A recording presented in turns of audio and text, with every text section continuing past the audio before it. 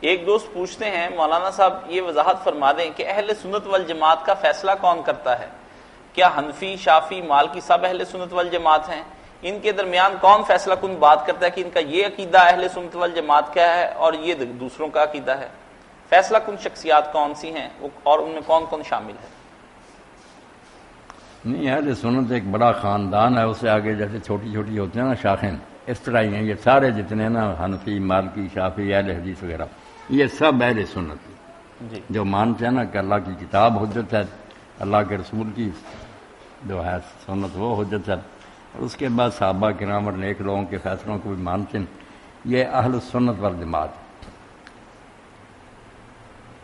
یہ سب کے سب اہل سنت، اس سے باہر نہیں نکلتے۔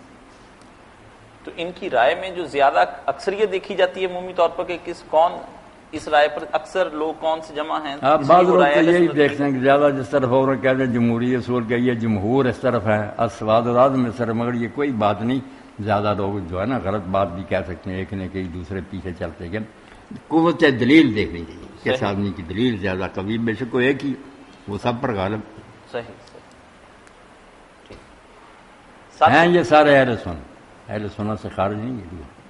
ماشاء اللہ کہ مولانا خوارج کو بھی اہل سنت میں شمار کر لیں گے یا الگ سے انہیں نہیں، گنیں گے؟ خوارج الگ ہے، خوارج اور یہ شیعہ حضرات جو ہیں نا یہ الگ ہے، یہ اہل سنت اور جماعت نہیں، اس لحاظ سے کہ سنت کو اور جماعت کو بہت وہ بھی اپنے آپ کو کہہ دیتے ہیں، مگر جو اصطلاح ہے نا یہ لفظ بولا جاتا ہے، یہ ان پر نہیں بولا جاتا۔ صحیح۔